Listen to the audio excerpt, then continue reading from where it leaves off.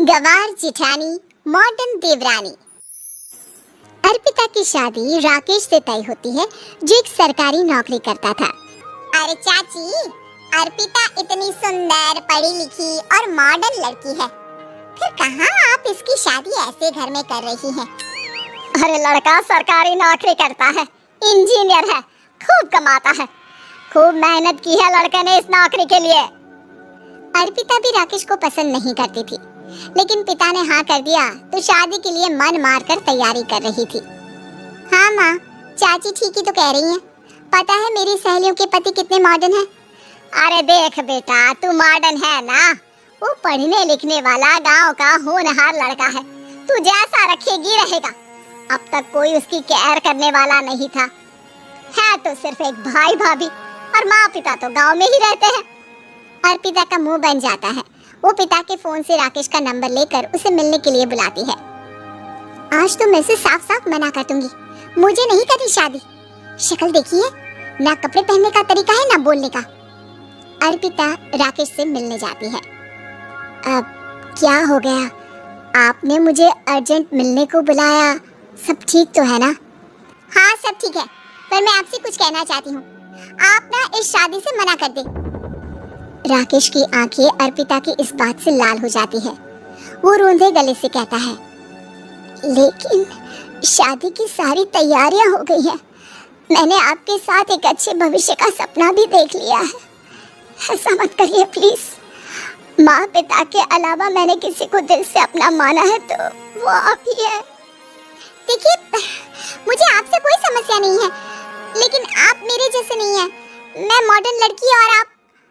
मैं आपसे वादा करता हूँ, जब तक आपके लायक नहीं बन जाता मैं कभी आपसे बीवी का हक नहीं मांगूंगा। अर्पिता राकेश का प्यार देखकर पिघल जाती है और शादी के लिए हाँ कर देती है। दोनों की शादी हो जाती है, लेकिन शादी के बाद राकेश की भाभी, जो कि पूरी की पूरी देहाती थी, राकेश उठ, जब पानी भर कर ला और तेरी बीवी को बोल के चूल्हा लगा दिया है, रोटी बना ले। क्या है ये सब? और तुम्हारी भाभी इस तरह चिल्ला क्यों रही है? क्या करूं, भाभी ही खाना बनाती है और मुझे पढ़ने के लिए इस घर में रखा, तो मैं घर का सारा काम कर देता हूँ। अब तुम आ गई हो, अपने तरीके से देख लो। ये मकान तो तुम्हारे पापा ने बनवाया था ना शहर में, ताकि बेटा पढ़ाई कर सके। हाँ, पर भाभी ही पूरे घर में रहती है।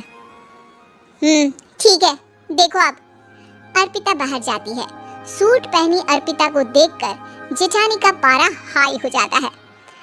शहर की हीरोइन, यहाँ ना चलेगा ये सब, समझी?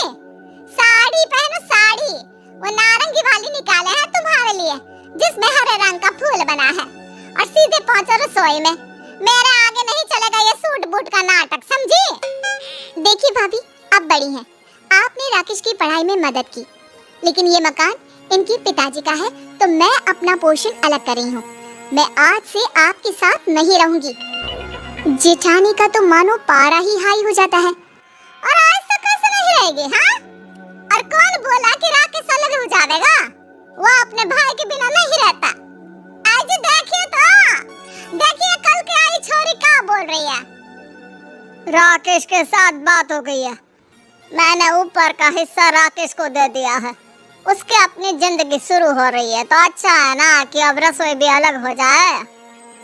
अर्पिता राकेश की ओर फक्र से देखती है कि उसने अर्पिता के लिए स्टैंड लिया। अर्पिता बाजार में जाकर सारा रसोई का सामान ले आती है। पिता के दिए सामान से घर सजाती है और अपने तरीके से पूरे घर की सजावट करती है। शाम को राकेश ऑफिस से आता है।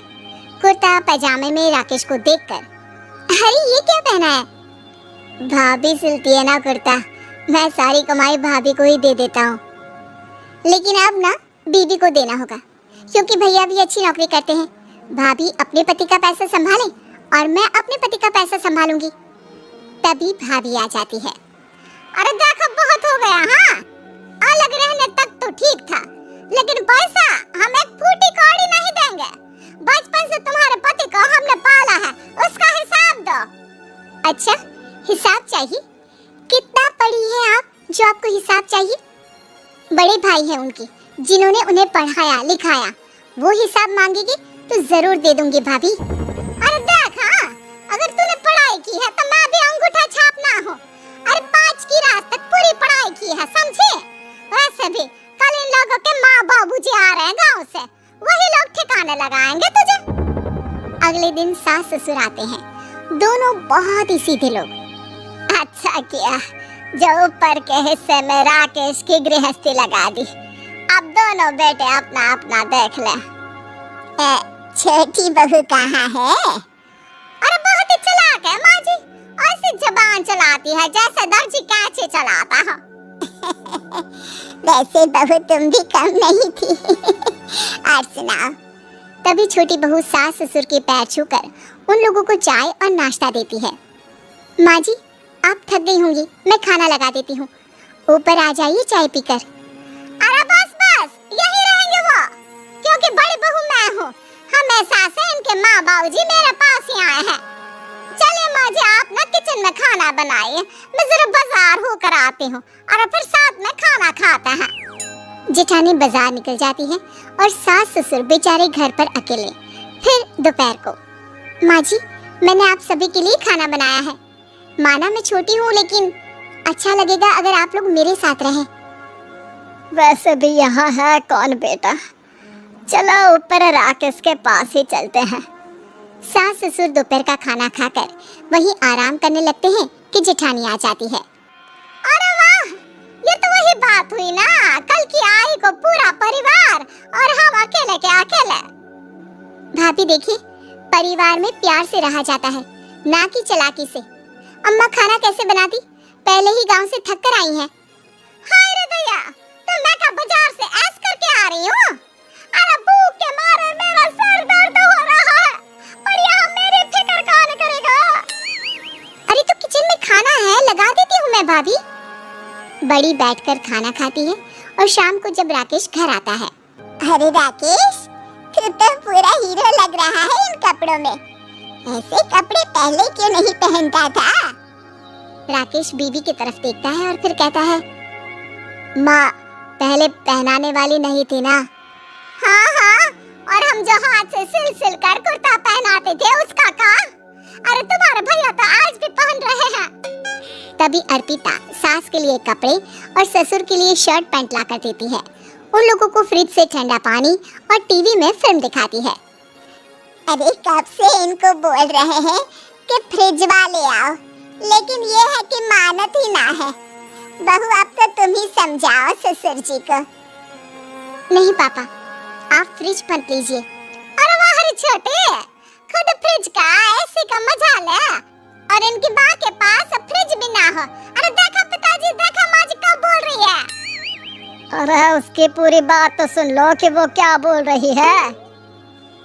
वो इसलिए क्योंकि अब माँ जी और पापा यही रहेंगे मेरे पास।